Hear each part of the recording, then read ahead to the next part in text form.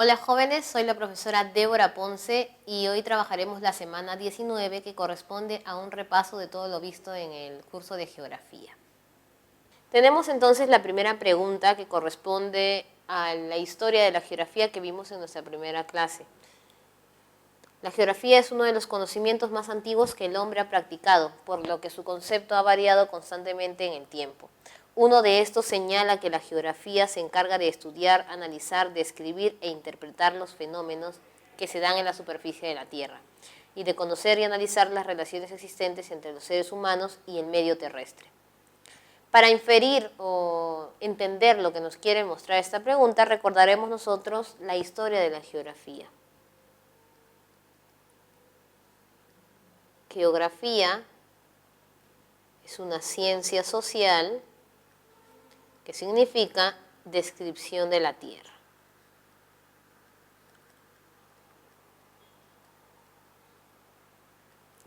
Recordaremos que podríamos enfatizarla en momentos o eras, por ejemplo, en la Edad Antigua,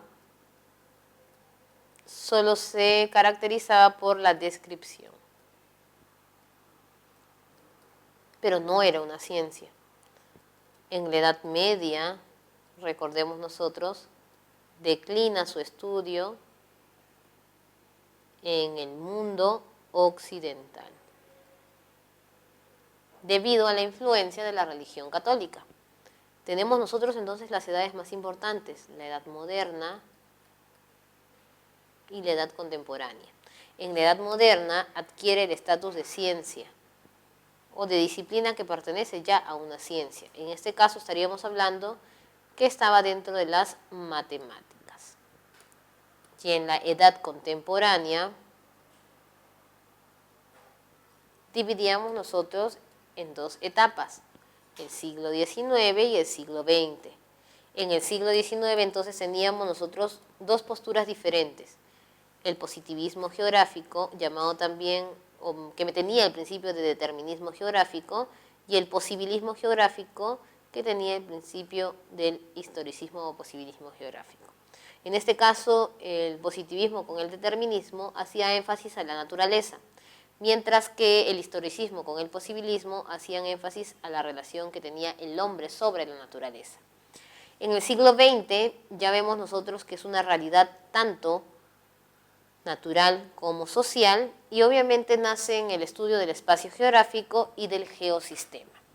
En este caso entonces nos mencionan a nosotros que el concepto de geografía ha ido variando con el tiempo. Se encarga de estudiar, analizar, describir, interpretar los fenómenos que se dan en la superficie terrestre. Entonces ya no es una descripción, no estamos hablando de la Edad Antigua, media tampoco, porque estamos hablando que es un avance. Pero allí nos mencionan que estudiar, analizar, describir e interpretar son principios ya de la ciencia, que puede ser en sus inicios en la Edad Moderna o en la Edad Contemporánea. Y de conocer y analizar las relaciones existentes entre los seres humanos y el medio terrestre. Por lo tanto, hablan de una relación conjunta.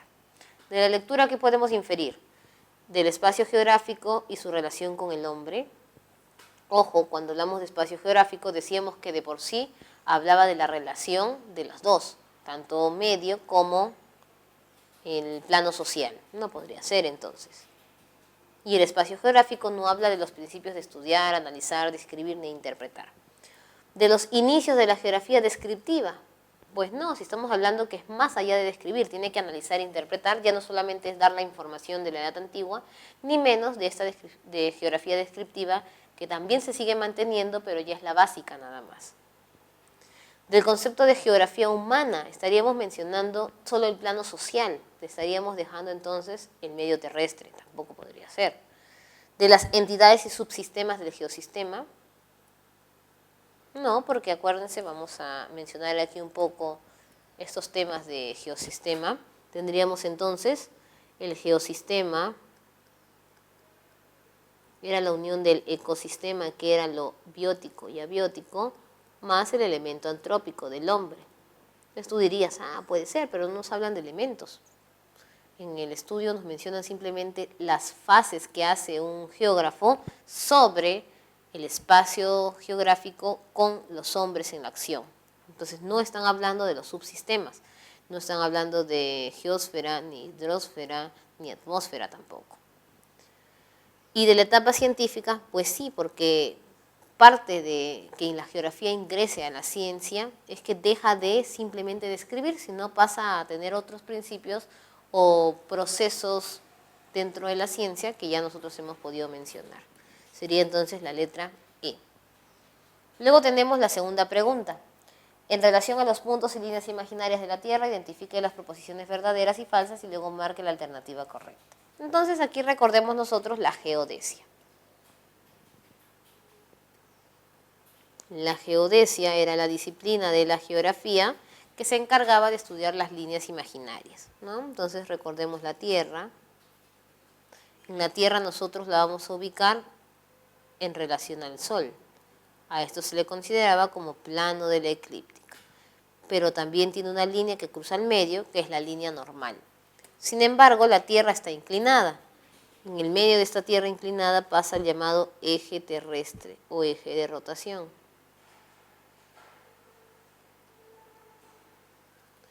Y en el medio pasa entonces la línea ecuatorial, también llamada línea equinoccial, porque ahí se forman los equinoccios.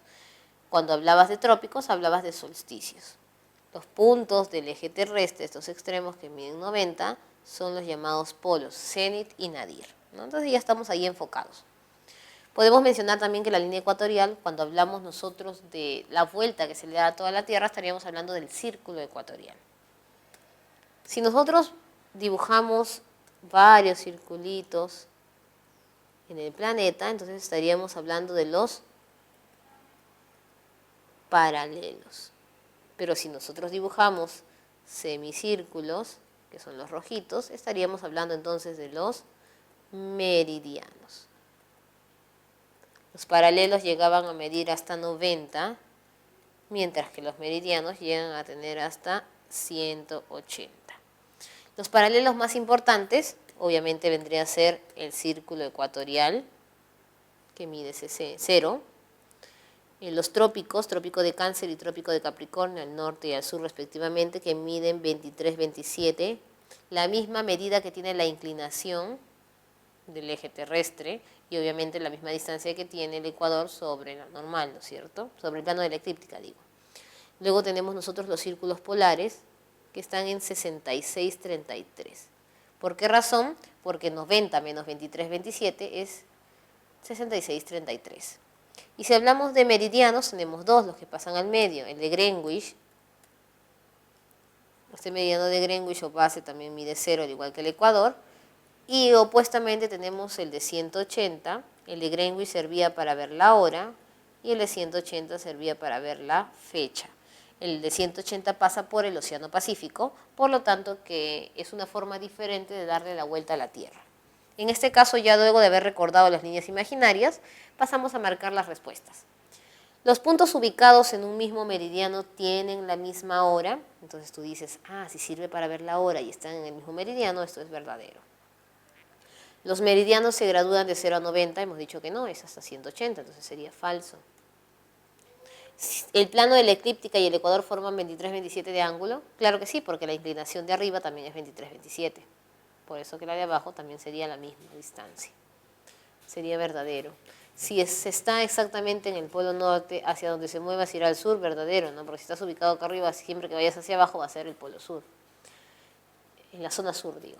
El meridiano de 180 y el ecuador se cruzan en el Océano Pacífico, también es verdadero, porque hemos dicho que el meridiano de 180 transita por lo que vendría a ser el Océano Pacífico, lo que se le conoce también como meridiano del cambio de fecha. Tendremos ahí entonces la letra A. 3. Estaríamos hablando entonces de lo que es la cartografía. Recordemos nosotros el tema de cartografía.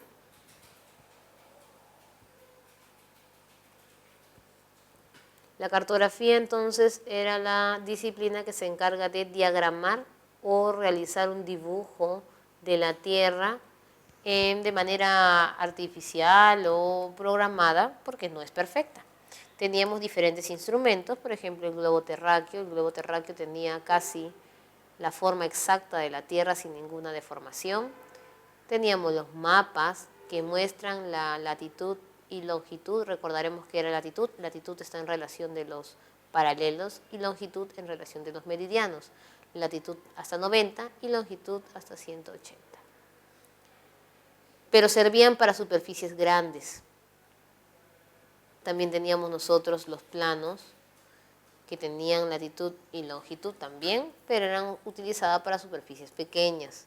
La diferencia entre el mapa y el plano es que el mapa es más general, mientras que el plano es específico o detallado. También vas a tener las cartas. Las cartas se utilizan para superficies medias. Lo curioso es que no solamente tienen latitud, longitud, sino también presentan altitud. ¿En base a qué? A sus famosas curvas de nivel, que eran los circulitos, ¿te acuerdas tú? Cada curva de nivel tiene una medida, que son las cotas, por ejemplo, 0, 1000, 2000, que son equidistantes, y esto da la alusión a que tú estás formando un relieve. Si partes de 0, subes hasta 2000 y estás hablando de una montaña. Y si es menor que 0, el número que está en la siguiente curva, estarías hablando de una depresión. Y recordemos nosotros también los principios. Teníamos nosotros los principios de Salichev. Existía en primer lugar el principio de base matemática. En este caso, ¿qué era lo que tenía la base matemática dentro de sí? Teníamos las escalas, que era hablar como una lupa o el famoso zoom. Teníamos nosotros también el sistema de coordenadas, que es norte, sur, este, oeste. Y tenemos las proyecciones, tema importante. ¿Qué cosa eran las proyecciones? Era como tomarle una foto al planeta Tierra. En este caso, si nosotros ubicábamos el planeta y queríamos tomarle foto a la zona ecuatorial de 0 a 30, estaríamos usando entonces una proyección cilíndrica. Se caracterizaba por tener los paralelos de manera separada conforme se iba hacia los 90 grados. Luego, si nosotros queríamos tomarle foto a la zona de 30 a 60, utilizábamos una proyección cónica, que obviamente le da la figura de un cono sobre la Tierra. Y si queríamos tomar alguna zona polar, utilizábamos entonces la proyección azimutal. Podríamos hablar también de otros instrumentos. Por ejemplo, tenemos la percepción remota, le llamamos percepción remota a la ubicación o toma satelital.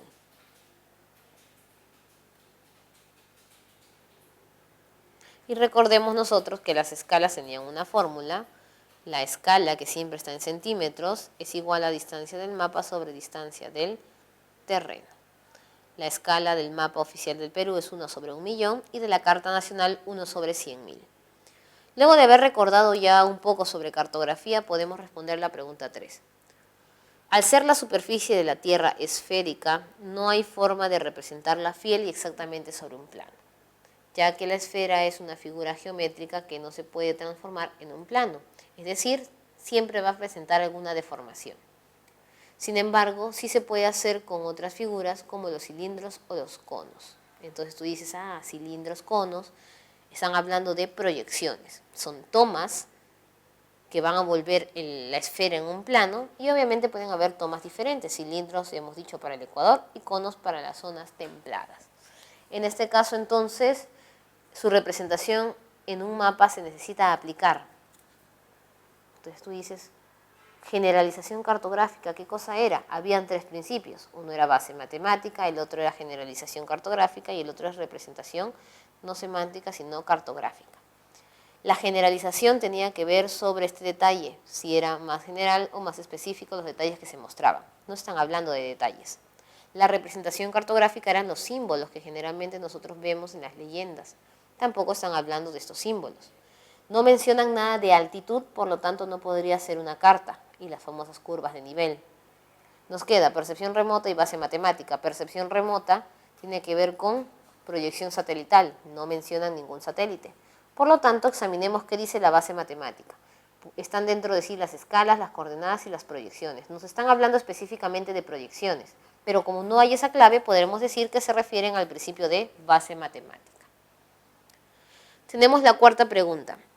Un grupo de estudiantes de ingeniería geológica realiza una salida de campo a la estribación andina del Morro Solar de Chorrillos. En ella se observan unas estructuras tabulares del tipo vertical o casi vertical que atraviesan las capas o cuerpos rocosos preexistentes. Estos son los plutones denominados. Para recordar esta pregunta tendríamos que entrar entonces a lo que se conoce como el tema de diastrofismo, vulcanismo y seísmo. En este caso, los tres corresponden a la geodinámica interna. Y también teníamos nosotros la geodinámica externa, que tenía que ver con la meteorización y erosión.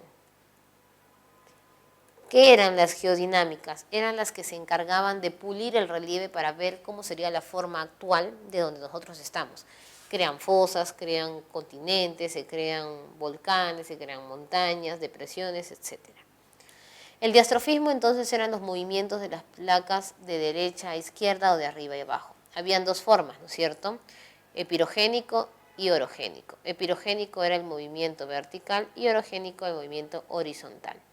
El epirogénico siempre tendía a la isostasia, al equilibrio. Formaba continentes, formaba escudos, formaba tablazos. Y el orogénico se encargaba de formar tanto montañas como depresiones. En este caso de tipo movimiento orogénico teníamos dos opciones: que choquen las placas, que se llamaban también colisión de placas, o también le podríamos decir nosotros proceso de convergencia, y la separación, que se llamaba divergencia. Con la convergencia nosotros podíamos tener dos tipos de formaciones. Si se juntaba una placa continental con otra continental, se hacía una cordillera sostenida que tiene pocos sismos. Si se forma o se junta una oceánica con una continental, se generaban los que son los volcanes. En este caso estaríamos hablando de la cordillera de los Andes. También por divergencia se forman las dorsales, que eran cordilleras submarinas, ¿no es cierto? Teníamos el otro proceso, que es el vulcanismo. Habían dos tipos de vulcanismo: intrusivo y extrusivo. El extrusivo era cuando algo salía del volcán, es decir, podría ser la lava, podría ser la colada de lava, la ceniza, los géiseres, las fuentes termales, el mismo volcán, las mismas dorsales. Y teníamos el intrusivo, que tendría que ver entonces con la formación de las rocas, las plutónicas que se encontraban dentro de un volcán. Algunas tenían formas de honguito, que eran los lacolitos, y esas se encargaban de formar entonces los cerros o estribaciones andinas. Teníamos los lacolitos o facolitos, que eran al revés, generaban mayor profundidad.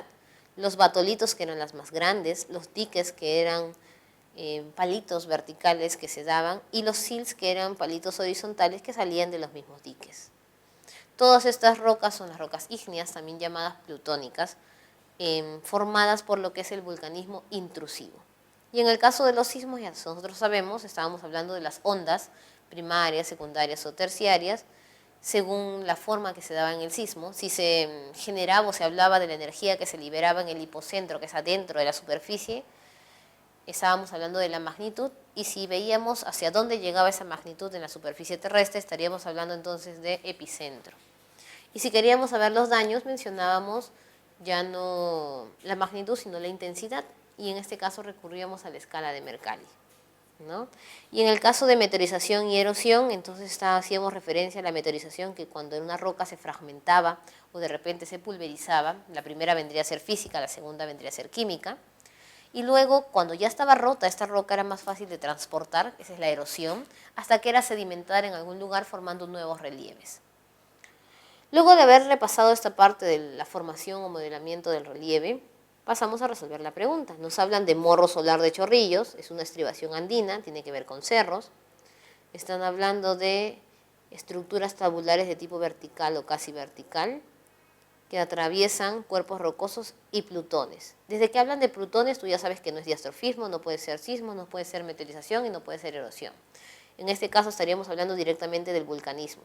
¿Cuál tipo de vulcanismo formaba rocas internas? Es el vulcanismo intrusivo, o rocas plutónicas. Nos hablan de morro solar, podrías pensar tú que es lacolitos, porque los lacolitos forman cerros, pero tienen forma de un hongo, y aquí te hablan de tabulares, es decir, tubos verticales. En este caso, los que se parecen a los tubos verticales vendrían a ser los diques, porque los sills se encuentran echados de manera horizontal.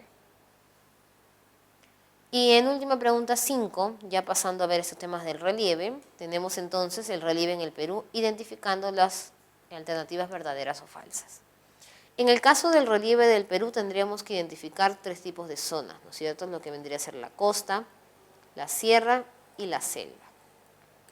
En la costa entonces podríamos hablar nosotros del relieve formado en el litoral, penínsulas, puntas,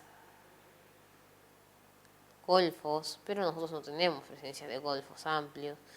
Estaríamos hablando de tablazos que tienen dentro de sí petróleo y están en la costa norte. Estaríamos hablando también de los esteros, que también están en la costa norte y ahí que crecían los manglares. Los esteros es una superficie pantanosa mezclada de agua salada con agua dulce y se caracteriza por ser una zona salada. En este caso podemos hablar de la parte continental, tendríamos entonces depresiones, podríamos hablar de los valles, en este caso son valles transversales o de manera horizontal, las pampas, que era el otro lugar en los cuales nosotros podríamos hacer agricultura en la costa. Y obviamente no podríamos dejar de mencionar las estribaciones andinas, y aquellas que les crece vegetación de invierno los conocíamos como las lomas. En el caso de la sierra estaríamos hablando nosotros de la cordillera de los Andes, tiene 3 cadenas, cadena occidental pegada a la costa, cadena central que no termina porque se emplaza el lago Titicaca y la cadena oriental pegada hacia la selva alta. También podríamos hablar acá de las mesetas que se encontraban en las zonas más altas, por ejemplo, las zonas de Puno y Cusco o Junín. Y podríamos hablar de los cañones, que era un espacio en los cuales pasaba el río y separaba 2 espacios terrestres. Y en la selva tendríamos que dividir en 2, selva alta y selva baja. En la selva alta están entonces la mayor presencia de lluvias, por eso se dan las cataratas, la formación de los ríos torrentosos y los valles longitudinales. Ojo, la sierra también tiene valles longitudinales, pero se llaman valles interandinos. ¿Qué más podemos encontrar en la selva? Entonces la superficie boscosa o árboles madereros. Y aquí también hay cañones, pero ya no se llaman cañones, se le llama pongos porque son la puerta hacia la selva. Y en la selva baja teníamos nosotros una gran llanura. Empezaban los filos, que son colinas de poca elevación con árboles madereros. Venían los altos, que son las ciudades, que son terrazas fluviales y ya no marinas, como en el caso de los tablazos. Venían las restingas, que eran adecuadas por las lluvias. En temporadas de inundaciones se formaban los bajiales. Los ríos ya comenzaban a emplazarse en meandros, se formaban las cochas, que son lagunas. Luego teníamos nosotros, cuando se inundaba bastante el desborde del río, se formaban los barriales donde se sembraba arroz y cuando estaba seco se formaba la playa. Al final nosotros encontrábamos las tahuampas, que son zonas pantanosas con palmeras, que las encontramos específicamente más en la zona de Madre de Dios. En este caso, luego de haber hecho una revisión del relieve del Perú, podemos marcar cuáles serían los enunciados correctos. Los pongos son cañones angostos y profundos. Sí son cañones, pero tendríamos que verificar si te están hablando que dan puerta hacia la selva. Y en este caso no lo mencionan, pero sí es correcto, son cañones. Los tablazos poseen un gran potencial agrícola. No, ahí están las mesetas o las pampas. En este caso los tablazos tenían hidrocarburos. Las depresiones son terrenos costeros salitreros. Claro que sí, están cerca de los desiertos que tienen sal, fosfato y cercanos en las depresiones de salitre. Pero más que todo este salitre están enfocados en los desiertos y las depresiones en sí son más que todo humedales, por lo tanto no podríamos decir que es una clave correcta. El Mantaro constituye un importante valle costero. Mantaro, valle de la costa. Mantaro es selva, entonces no podría ser. Pero el valle en sí del Mantaro es un valle interandino, tampoco, entonces ni siquiera es relación del río de la selva, ni están hablando del valle interandino, no puede ser costa. Los altos son terrazas aluviales de la selva baja. Verificamos que sí, entonces tenemos como clave correcta la 5, tenemos como clave correcta la 1, hemos anulado la 2 y hemos anulado la 4. Si bien sabemos que la sal, el fosfato y el salitre se encuentran en los desiertos, decíamos que las depresiones están conjuntas. Entonces nos damos cuenta que sí, están hablando de las depresiones que justamente están al lado del desierto. Sería entonces verdadera. 1, 3 y 5, la letra A. ¿Por qué dejamos al final las depresiones? Porque hay depresiones que no tienen todas el potencial salitrero. Entonces tendríamos que ver al final de cuál de presiones nos estaban hablando. Luego, la pregunta 6 va en relación también de lo que vendría a ser el relieve de la selva baja, que ya lo habíamos mencionado, de todas maneras vamos a recordarlo, y también hace alusión a términos de la selva alta. Bajial, que habíamos dicho, que era una zona en la cual se inundaba por las lluvias que caían de las restingas o del secado de las playas. Tahuampas eran las zonas pantanosas donde crecían los aguajes, por eso también le llaman aguajales, específicamente Madre de Dios. Los pasos o abras, no habíamos mencionado los pasos o abras, son caminos en los cuales se puede utilizar para el tránsito vehicular, por eso algunos pasos y abras ya son carreteras. Cañones fluviales hemos dicho entonces que son lugares donde el río pasa al medio y se emplazan dos montañas alrededor. Y pongos son los mismos, son cañones, pero cañones que dan fuerza hacia la selva. Vamos a leer la pregunta. Los ríos de gran caudal de las vertientes hidrográficas del Perú, dice vertientes hidrográficas del Perú, no expresan qué vertiente específicamente se están mencionando. Recordemos nosotros que el Perú tiene tres vertientes: la vertiente del Pacífico, la vertiente del Amazonas y la vertiente del Titicaca. La vertiente del Titicaca se emplaza específicamente en la zona de los Andes, cordillera central, más que todo hablando de la zona sur, conos volcánicos y Carabaya. Amazónica nace en la cordillera oriental, no todos, porque tenemos también el caso del Amazonas, que no específicamente nace allí. Y los del Pacífico, la mayoría nacen en la occidental y se desplazan hacia la zona del Pacífico.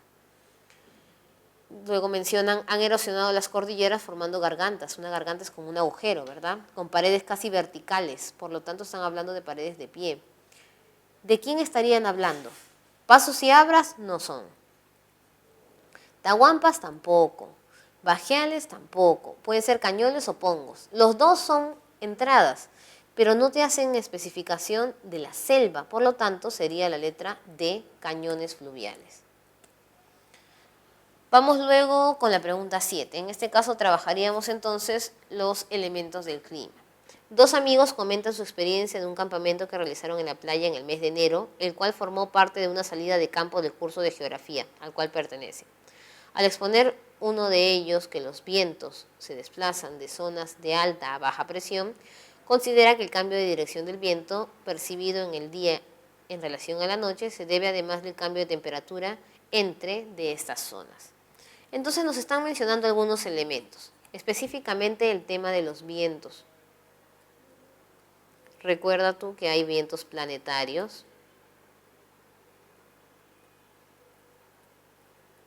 tenemos los circumpolares que vienen de los polos, son refraccionados por los vientos del oeste, pero los que nos afectan a nosotros son los vientos del este, que se llaman vientos alisios. Los del norte no nos afectan, sino nos afectan los del sur. En este caso, tenemos entonces la cordillera de los Andes que se encargan de refraccionar estos vientos alisios. Estos vientos alisios están durante todo el año. Luego tenemos nosotros los vientos estacionales, también llamados monzónicos. Hay monzón de verano y monzón de invierno. Su nombre lo dice, uno viene en verano, el otro viene en invierno. Diferencia es que el de verano viene con más lluvia, el invierno viene seco. Y tenemos las brisas. Las brisas no cambian por estación, cambian de día y de noche. Tenemos las brisas del mar, en el cual de día el mar brinda su brisa al continente y luego se devuelve en la noche. Y la de las montañas, al valle, ¿no es cierto? De día sube a la montaña y de noche baja.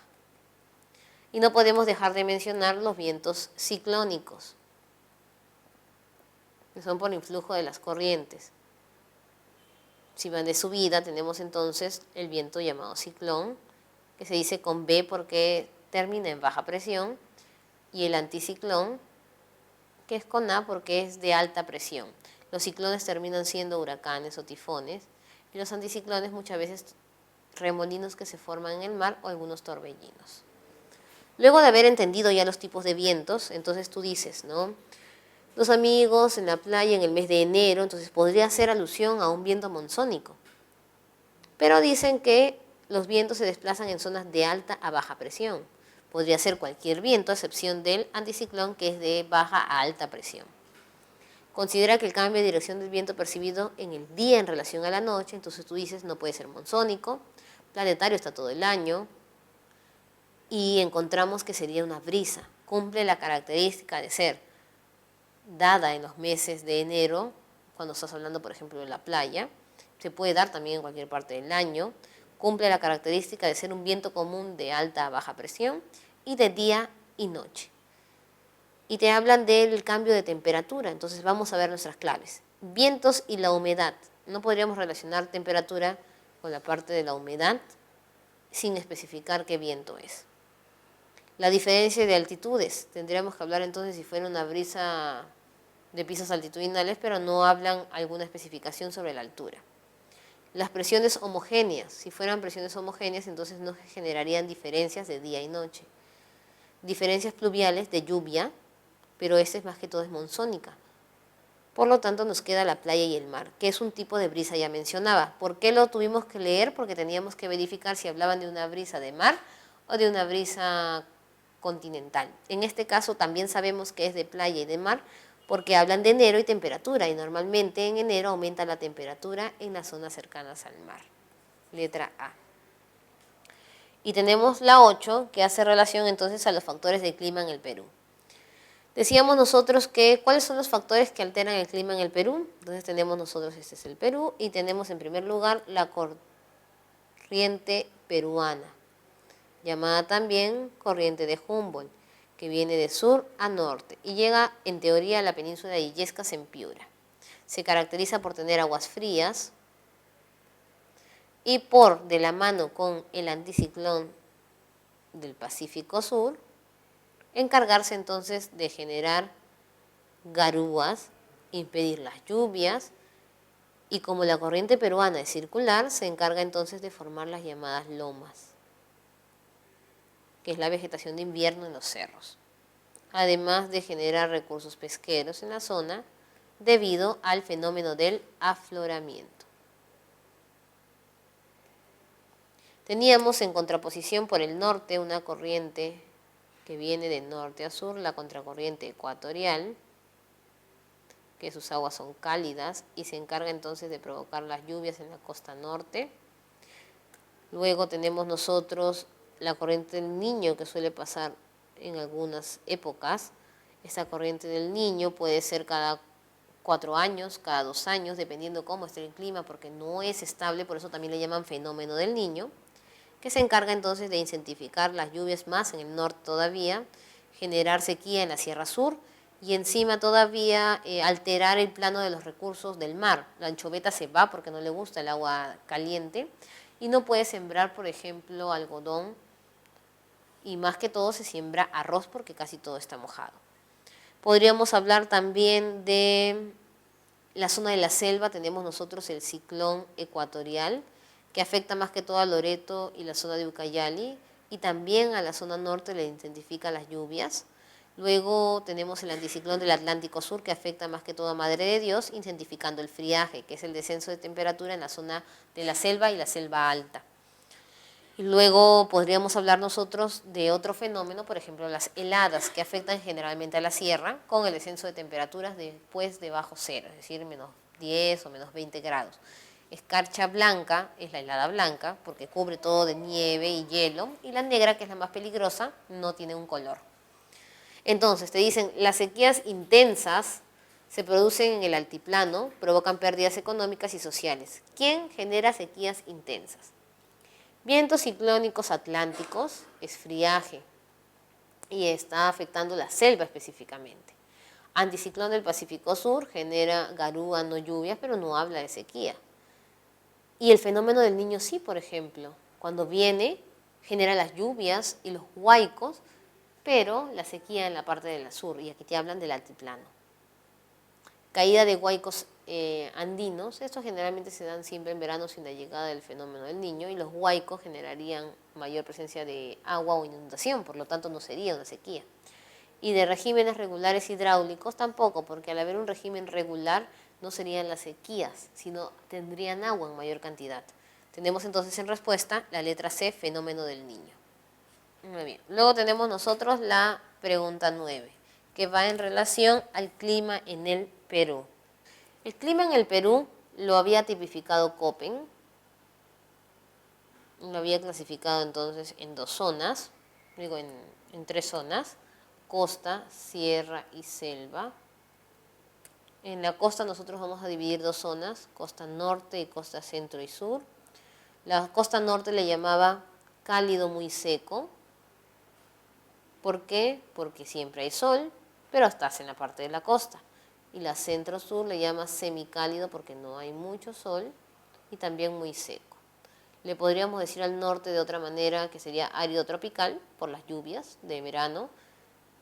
Teníamos también, le podríamos decir al centro-sur, le podríamos decir subtropical árido porque está en el desierto. La selva se divide casi igual en alta y baja. La baja se le llama semicálido porque tiene poco sol, mientras que la baja cálido porque tiene más sol, pero la alta tiene más lluvia, por eso le llaman semicálido muy húmedo, mientras que la baja solamente cálido y húmedo. Si tomamos en cuenta el principio del ciclón, la parte de Loreto y Ucayali sería entonces cálido húmedo ecuatorial, y si tomamos el anticiclón del Atlántico Sur, Madre de Dios, sería cálido húmedo de sabana tropical. ¿Por qué de sabana? Porque ahí están las tahuampas, que eran pantanos con palmeras. Y en la parte de la sierra tendríamos entonces los valles. La parte de los valles, ¿cómo se conocía? Como zona templada. Si llegabas tú a la zona de la sierra, estamos hablando de zonas frías. Si subíamos nosotros a la Puna y Meseta, zonas frígidas. Y si llegabas a los nevados, zonas gélidas. Pero estos cambios se han dado, ¿por qué razón? Debido al calentamiento global. Y el calentamiento global es respuesta simplemente a los problemas de los gases de efecto invernadero. Y recordarás tú, el efecto invernadero entonces, el sol irradiaba sus rayitos, en los cuales se iba formando al ingresar a la atmósfera los rayos ultravioletas. Tenían que ingresar, pero la superficie estaba caliente porque teníamos los rayos infrarrojos que salían de ahí y se juntaban con los rayos solares. Entonces, los gases de efecto invernadero se encargaban de impedir que todos los rayos se vayan, se queden algunos. ¿Para qué? Para calentar y lograr la temperatura de 15 grados, que es una temperatura estable. Pero los demás rayos se terminaban saliendo. El problema es que al haber mayor cantidad de gases de efecto invernadero o gases contaminantes, ya los rayos no se pueden ir y se genera el calentamiento global, la alteración del clima, no solamente en el Perú, sino en todas las partes del mundo. Podemos decir también que este calentamiento global tiene sus consecuencias, ¿no es cierto? El deshielo de los glaciares, estos glaciares pasan al mar, este mar causa inundación, hay mayor exceso de lluvias por algunos lados, por otros lados está la sequía, no encontramos crecimiento más que de cañas o troncos. Podemos decir también que genera enfermedades para las personas. Y ahí viene el deterioro económico. ¿Por qué? Porque al no tener agricultura, entonces la economía comienza a decaer. En este caso tenemos la pregunta 9. En una conferencia el expositor afirma: el cambio climático viene afectando las áreas de glaciares andinos y como consecuencia disminuyendo las reservas que nacen de los mismos. De lo mencionado podemos inferir que las reservas afectadas son: ¿cuáles se relacionan con glaciares? Fauna, si bien ellos toman agua, pero pueden tomar agua de un río, no efectivamente de los glaciares. Áreas extensas de flora, generalmente en las zonas de glaciares no hay mucha flora porque son zonas congeladas. Zonas de amplia biocenosis, al contrario, la parte congelada o la masificación del agua podría generar una nueva biocenosis en el lugar. Animales vertebrados no necesariamente se ven afectados porque también podrían encontrarse en otra zona y no viven en los glaciares. Y aguas dulces criogénicas. Obviamente el glaciar pertenece a lo que nosotros conocemos como agua dulce o también aguas continentales. Estas aguas continentales se pueden dividir en ríos, arroyos, lagos, lagunas, glaciares, agua subterránea.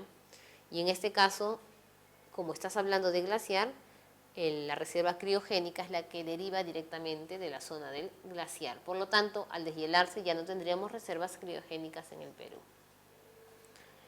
Luego tenemos nosotros en el tema 10 el caso de los biomas. Recordaremos los biomas. Vamos a borrar un poquito aquí para poder trabajar. Muy bien. Ahora, para biomas tenemos que recordar la posición de estos biomas en el planeta, porque los que nosotros trabajamos son biomas terrestres, ubicados entonces en una latitud. Tenemos nosotros 0. ¿Quién ubicábamos aquí? De 0 a 30 estaríamos hablando de la zona cálida, con presencia de sol, pero además que tenía la presencia de lluvias. Ubicábamos entonces el primer bioma, que era el bioma del bosque tropical.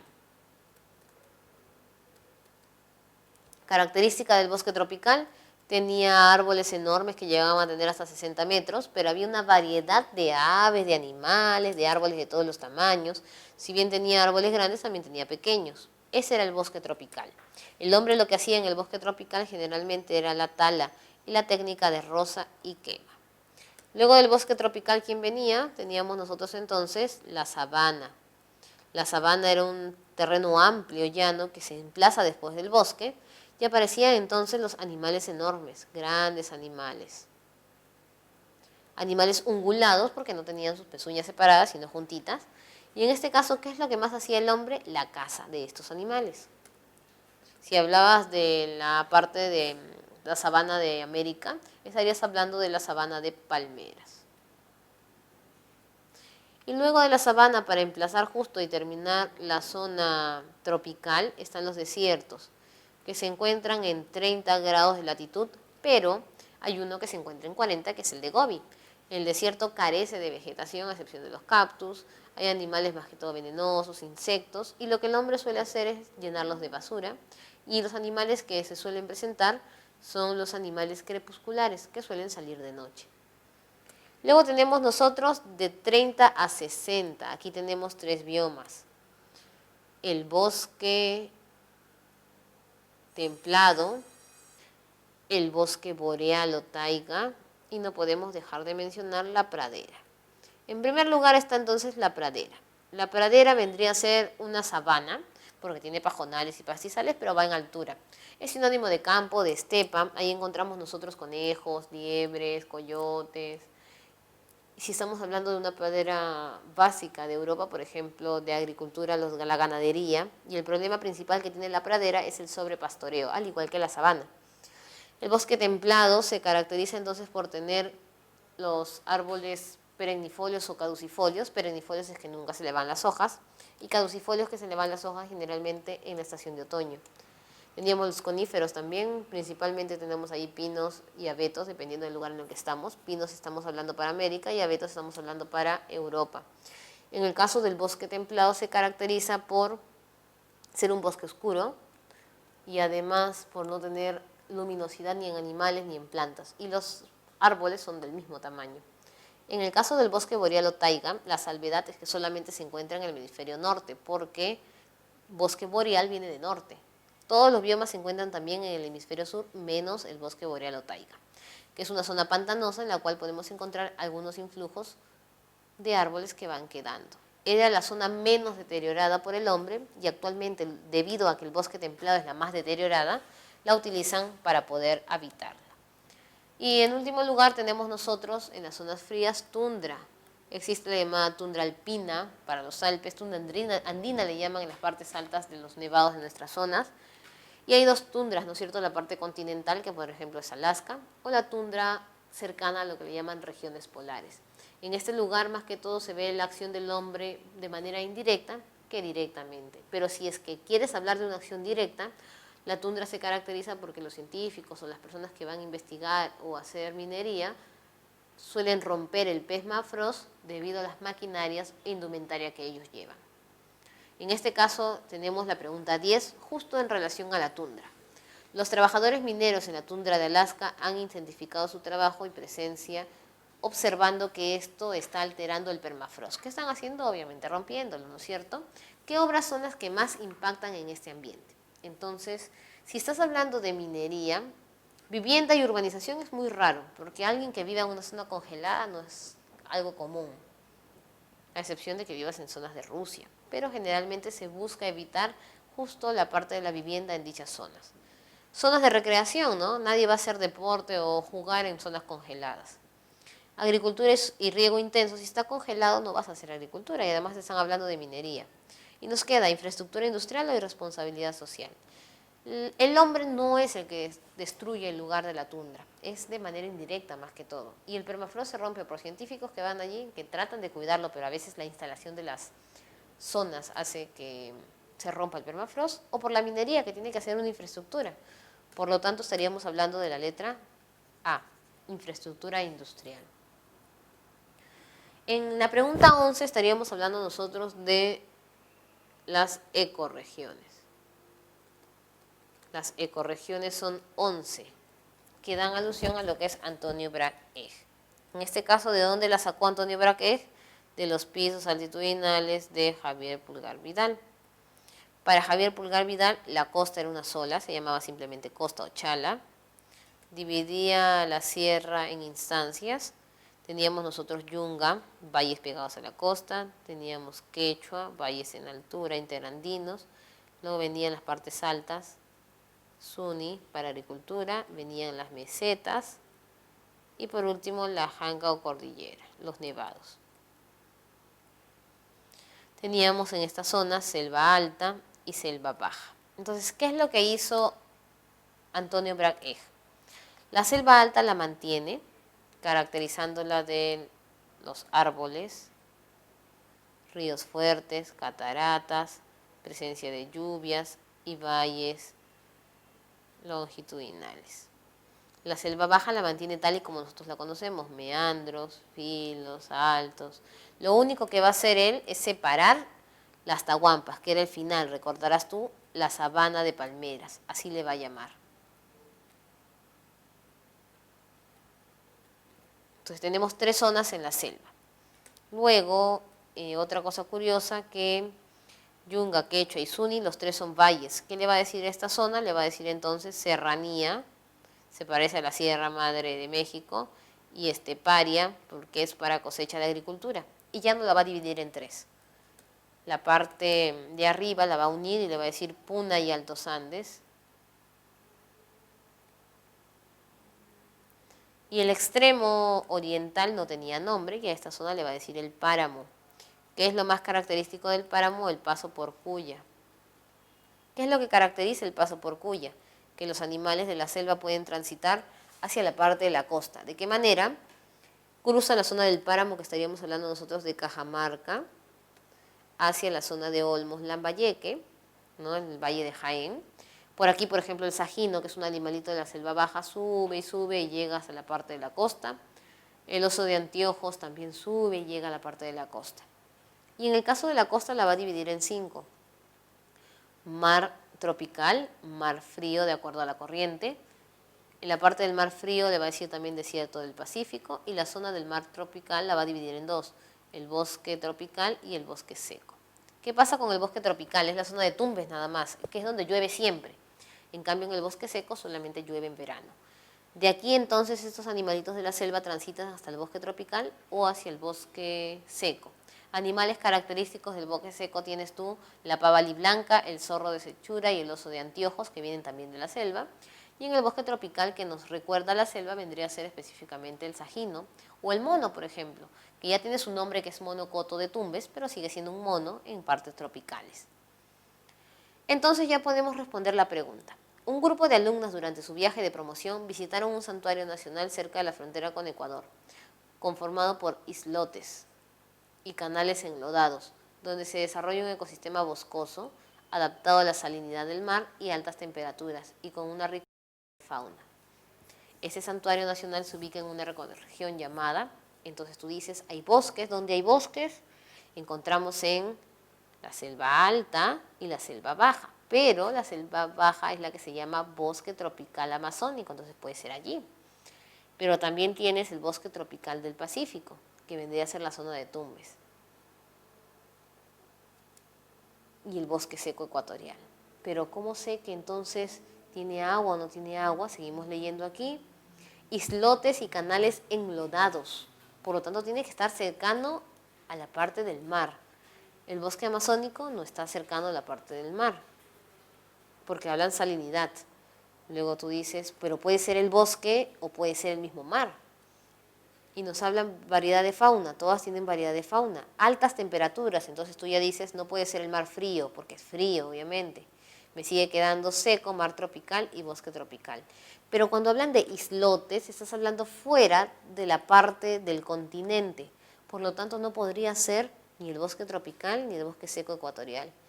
Y nos referiríamos al mar tropical, porque aquí se encuentran, acuérdate, los islotes, la parte de la zona de lo que vendrían a ser los esteros, y se emplazan los manglares. Y los manglares son tanto vegetación del mar tropical como parte del continente. Algunos suelen decir que el manglar está sobre el continente, pero es falso, está en la caída de la cuenca del río para formar esta parte de la salinidad. Tenemos entonces como respuesta la letra C. Luego tenemos nosotros entonces la pregunta 12, que hace alusión a las áreas naturales de protección. Recordemos que era un área natural de protección. Era una zona que se protegía porque tenía una especie endémica, exclusiva del lugar, en peligro de extinción de repente.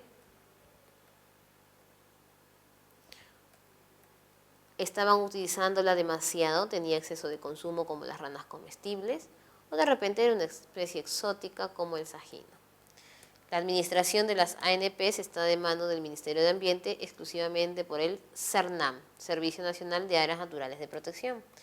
Y esas las podíamos dividir en dos, en áreas tangibles e intangibles. Las tangibles son aquellas en las cuales el hombre puede ingresar y puede realizar actividades económicas. En las intangibles solamente podemos mirar y los científicos pueden ingresar a estudiar. No más. ¿Cuáles son intangibles? Los parques nacionales, que protegen todas las especies de esa zona. Los santuarios nacionales, que es una específica.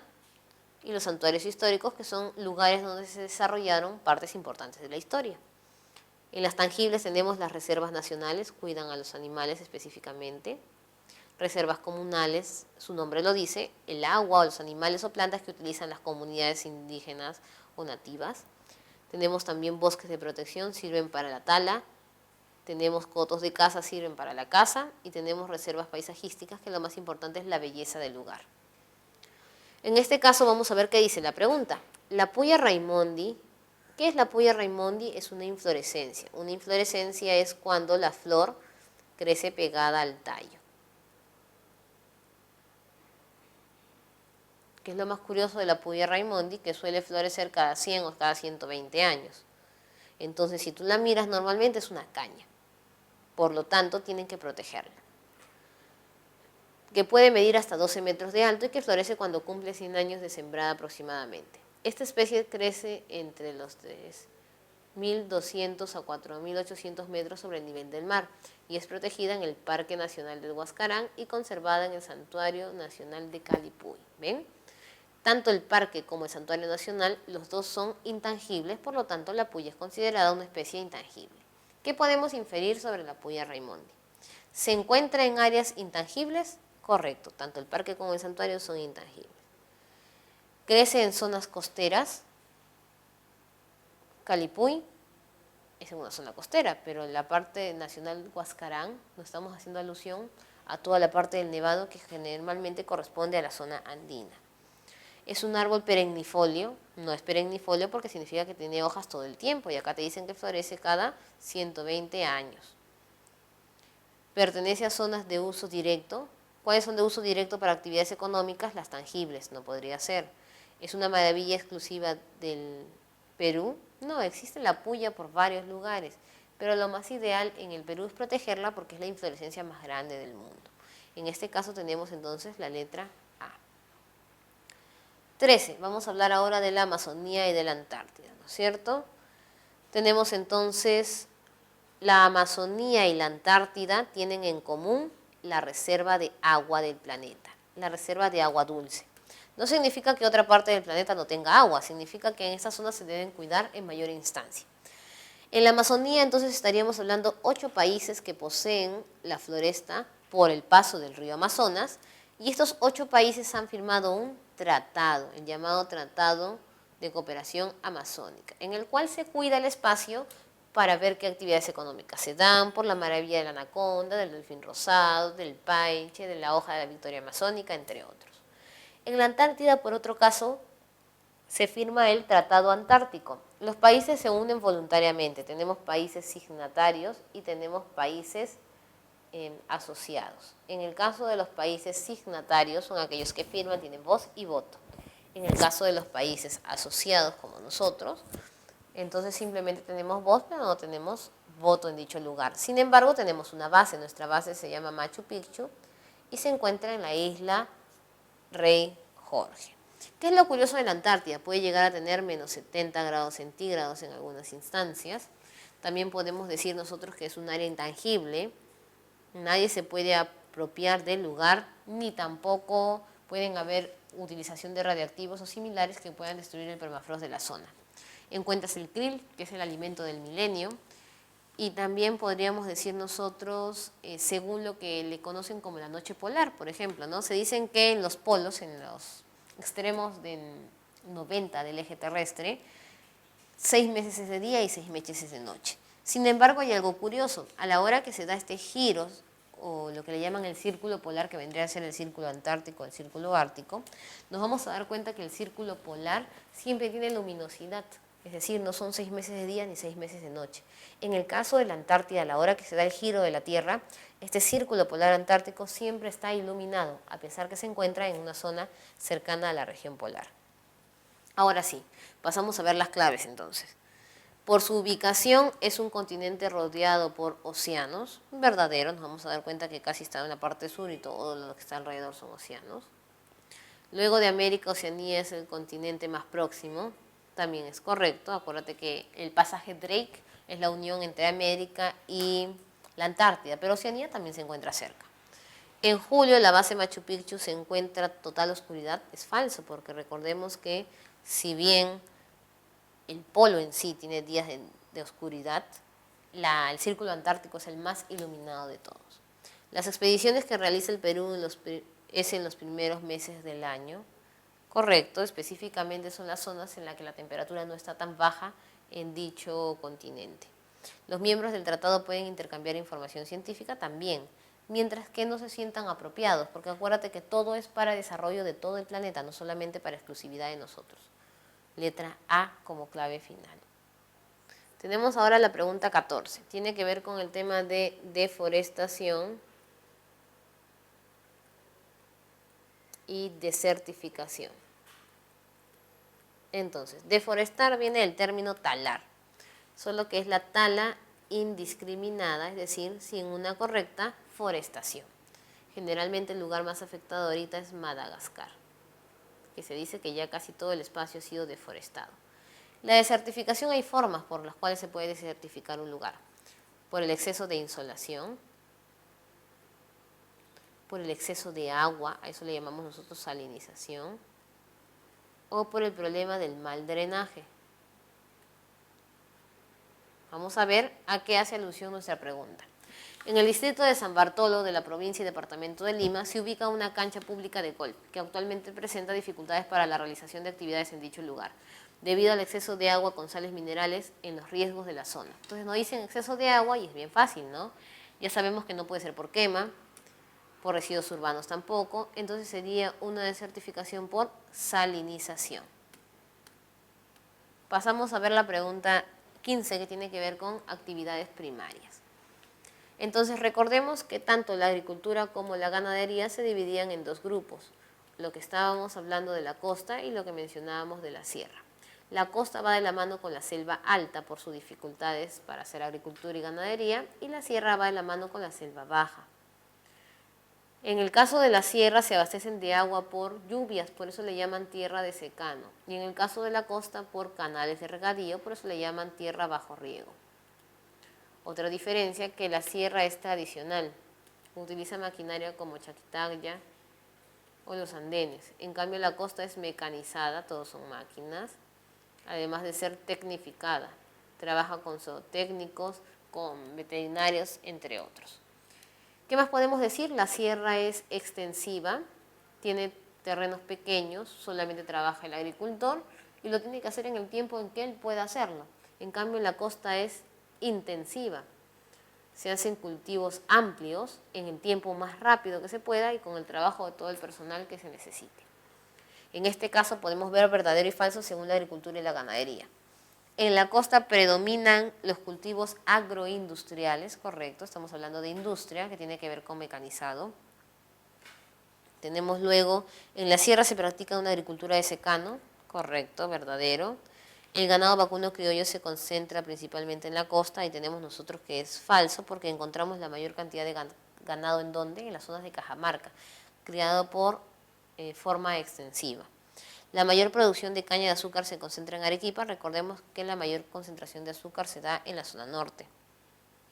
Y en la selva alta la agricultura es migratoria y estacional. Entonces no, porque migratoria y estacional por etapas o por tiempos es la sierra y la selva baja, mientras que la selva alta es intensiva, no se puede dejar de hacer agricultura en ese lugar. Por lo tanto sería falso. Y tendríamos como respuesta la letra C. Ahora vamos con el tema de la pesca, ¿no es cierto? La pesca actualmente se divide en dos zonas, pesca artesanal de bajura o mediana escala y la otra es la pesca industrial. La pesca industrial aparece desde 5 a 200 millas, antes era de 10, y ahora la bajura y la mediana se han unido de 0 a 5 millas. En la industrial puedes pescar gran consumo de anchoveta y sardina y tiene que inmediatamente ser transformado en alguna conserva o producto industrial, mientras que la pesca de bajura y mediana escala es para la venta del mercado interno. Además de eso, podríamos mencionar también que la pesca industrial genera la mayor ingreso de divisas en ese aspecto y además tiene embarcaciones grandes como barcos y bolicheras, mientras que la artesanal y de bajura son botes, chalanas, caballitos de totora que pueden ser a remo o pueden ser también a motor. Tenemos aquí entonces la pregunta 16. Al inaugurarse el moderno desembarcadero pesquero de La Caleta, si hablan caleta, acuérdate que hablan de pequeño, porque pesca industrial estamos hablando de puertos mayores, como Chimbote. Los chimús en la región de Ancash, el representante de la Asociación de Pescadores dijo que la moderna obra, además de permitir mayor almacenamiento de la producción, generará más fuentes de empleo, conexas a la extracción de pescado y mayor abastecimiento en los mercados. Del párrafo anterior podemos inferir que se beneficiará toda la pesca de tipo industrial, no podría ser porque es caleta. Pescadores obtendrán mayor materias primas para la industria, tampoco puede ser industria.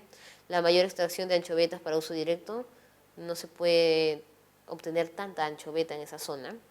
La actividad pesquera generará el incremento de divisas, no porque es industrial, y la pesca artesanal se incrementará su producción. Esa sería correcta porque caleta es sinónimo de la pesca artesanal. La mediana escala se hacía antes en los puertos menores, ahora como se han unido, se utilizan ambas para las dos cosas.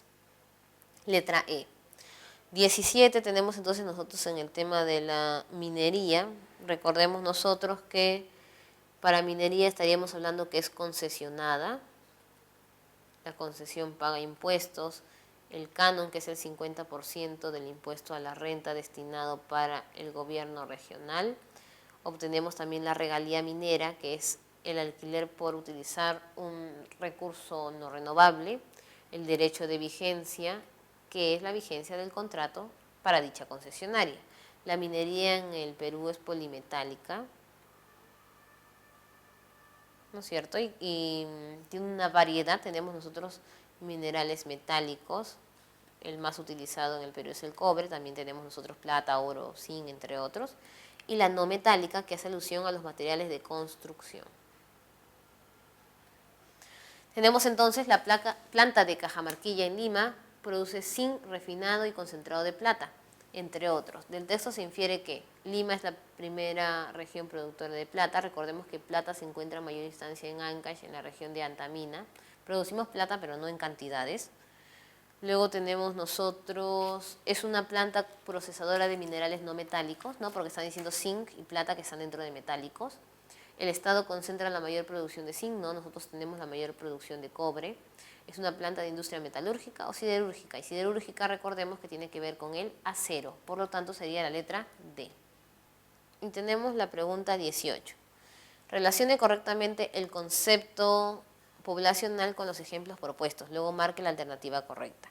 Recordemos que la demografía estudia la población en base a tasas. Teníamos entonces la tasa de población absoluta, que era la totalidad de los habitantes. Teníamos la población relativa, que tenía que ver con la densidad, que significaba entonces cuántos habitantes habían por kilómetro cuadrado. Teníamos nosotros la tasa de fecundidad, que para hallarla tenías que tener la edad de la mujer entre 12 en adelante y cuántos hijos iba a tener, es decir, el número de hijos. De mano a esto viene la tasa de natalidad, que tiene que ver con cuántos nacimientos se registran cada 1000 habitantes en el año. De la misma manera estaríamos hablando de la mortalidad, que vendría a ser entonces muertes cada 1000 habitantes en el periodo de un año.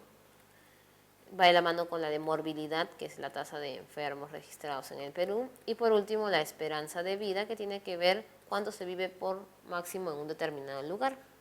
Y aquí tendríamos que hallar la tasa de la mano con su característica, ¿no es cierto? Densidad poblacional, entonces vemos aquí habitantes por kilómetro cuadrado. Tenemos luego crecimiento natural. Natural tiene que ver lo que el hombre lo ha realizado, por lo tanto, naturalmente mueren y nacen personas. Acuérdate que la tasa de crecimiento real es igual a la tasa de crecimiento natural o vegetativa más la tasa neta de migración. ¿Y cuál era la natural o vegetativa? Natalidad menos mortalidad. Entonces tendríamos nosotros crecimiento natural, la A. Migración, la tasa podría ser por inmigración menos emigración. Cuando han pasado más de 5 años, migración para toda la vida, y menos de 5 años, migración reciente. Para el caso sería entonces 3 años. Y centros poblados urbanos eran aquellos que tenían más de 100 casas, tenían servicios básicos completos y eran continuas y contiguas. En este caso, están hablando de un lugar con menos de 100 viviendas. Sería entonces rural. ¿Pero qué dice? Dice capital, y según la norma, toda capital era considerada entonces urbana. Para eso tenemos nosotros la clave C. Tenemos ahora una pregunta en relación a las fronteras. Habíamos dicho que la frontera antes era una línea, ahora tiene que ver con todo un espacio fronterizo. Entonces, el espacio fronterizo se dividía por la línea de frontera, en la región fronteriza, la zona fronteriza, el área de frontera, la frontera viva y la conurbación. Una región fronteriza vendría a ser los 9 departamentos colindantes con algún determinado país. Nosotros vemos en el mapa Tumbes, y Tumbes es un país que choca con Ecuador, por lo tanto Tumbes sería una región fronteriza. Zona de frontera son las provincias que están dentro de este departamento que chocan con el determinado lugar. Por lo tanto, tú dices, tiene una provincia, 2 provincias, 3 provincias. Pero te vas a percatar que Villar no choca con Ecuador, por lo tanto no podría ser una zona fronteriza. Tumbes y Zarumilla sí, así que tenemos nosotros 2 zonas fronterizas. Área de frontera son los distritos, pero que están al margen. Por ejemplo aquí, Aguas Verdes está al margen, sí podría ser. Matapalo también está cerca. En cambio Tumbes y San Jacinto no están pegados a Ecuador, por lo tanto no serían áreas de frontera. Pueden ser los distritos, pueden ser centros poblados o pueden ser construcciones. Frontera viva son las personas que están allí. ¿Y qué es una conurbación? Es la unión tanto de un área fronteriza de Perú con otra área fronteriza de un determinado espacio. Tenemos nosotros 3 conurbaciones. Aguas Verdes con Huaquillas en Ecuador, tenemos nosotros Asís con la zona de Illapari y tenemos también Desaguadero con Desaguadero. Uno es con Brasil y el otro es con Bolivia. No tenemos conurbación ni con Colombia ni con Chile. En este caso nos hablan de la localidad de Aguas Verdes. Es un espacio fronterizo que constituye un paso de frontera con Huaquillas en Ecuador, conectados a través de un puente internacional. Hay una construcción. Podemos decir entonces, primero que constituye un área de frontera. Claro que sí, porque sabemos nosotros que Aguas Verdes se encuentra justo, es un distrito pegado a Ecuador. Forma parte de una conurbación binacional, también porque están hablando de Aguas Verdes y Huaquillas, que tienen una construcción mancomunada. Habilita y promueve la descentralización regional. Ahí no, porque si estaríamos hablando de descentralización regional, estaríamos hablando entonces de la creación de las regiones. Hablarían solamente de Tumbes en particular. Controla y registra el tráfico internacional. Vemos ahí un puente internacional. Y reglamenta y fiscaliza el cobro del canon. Eso tiene que ver con el gobierno local. Por lo tanto, serían la A, la B y la D. La clave B al final. Y tenemos ahora nuestras dos últimas preguntas. En el tema anterior de fronteras también hablábamos sobre la situación del mar. En este caso, entonces, mencionemos qué es lo que pasa en esta situación, ¿no es cierto? Perú es inclinado, Chile es recto, entonces nosotros teníamos como frontera terrestre el punto Concordia. Pero la Haya no lo acepta porque a pedido de Chile se utiliza entonces el hito número 1. Si te preguntan por frontera terrestre es punto Concordia y te preguntan por frontera marítima, hito número 1 con marea baja. De aquí se emplaza una línea horizontal que se dan 80 millas en pedido de Chile y obviamente de manera diagonal la línea emplazada por el Perú, los que nos permite a nosotros tener un triángulo terrestre, una zona que pedimos y otra zona que hemos ganado, de pesca industrial. En este caso verifiquemos entonces, según el fallo de la Haya, cuáles son claves correctas. Parte de la intersección del paralelo que pasa por el hito número 1, entonces sí sabemos que parte por allí. El límite empieza desde el punto Concordia con marea baja, no puede ser porque hemos dicho que tiene que ser hito número 1, si bien se menciona marea baja, pero en función del hito. El Tratado de Lima del 29 delimita las fronteras de ambos territorios, pero terrestre, no marítima. Y la línea equidistancia se traza a partir de las 80 millas. Llegamos a 80 millas y se va en favor de Perú. Por lo tanto, tendría correcta la 1 y la 4. Vendría a ser entonces la letra B. 21. Relacione correctamente los principales aspectos del relieve del continente americano con su respectiva ubicación continental. Entonces, recordemos nosotros, ¿no? Si hablamos de América del Norte, estaríamos hablando de los montes Apalaches, de las montañas rocosas, estaríamos mencionando también la Sierra Madre Occidental en la parte de México, estaríamos hablando del desierto de Arizona, tendríamos la llanura norteamericana en la zona de Nebraska, estaríamos hablando de la isla de Groenlandia. Si hablamos nosotros de América del Sur, estaríamos viendo entonces en la cordillera de los Andes, el sistema de Parima, que es la unión entre el río Amazonas y el río Orinoco. Estaríamos hablando del Mato Grosso, que es la meseta boscosa de Brasil. Estaríamos hablando del estrecho de Magallanes, a comparación del norte, que es el estrecho de Bering. Y si hablamos nosotros de Centroamérica, entonces estaríamos hablando de sus espacios más altos, ¿no? Por ejemplo, ahí tenemos en este caso el Tajamulco en la zona de Guatemala. Y si mencionamos las Antillas, tendríamos Antillas mayores y menores. Las Antillas mayores son Cuba y la Española, y las Antillas menores, Trinidad y Tobago y Barbados. En este caso, entonces, tendríamos que unir América del Norte con Montes Apalaches, tendríamos que unir América del Sur con el sistema de Parima, estaríamos uniendo también el pico más alto, el Tajamulco, en Centroamérica, y si hablamos nosotros específicamente de las islas, en las Antillas, para lo cual tendríamos como respuesta correcta la letra C. Y por último, tema sobre la parte asiática, que es un tema previo a la última semana de geografía. Recordemos nosotros entonces los ríos más importantes, ¿no?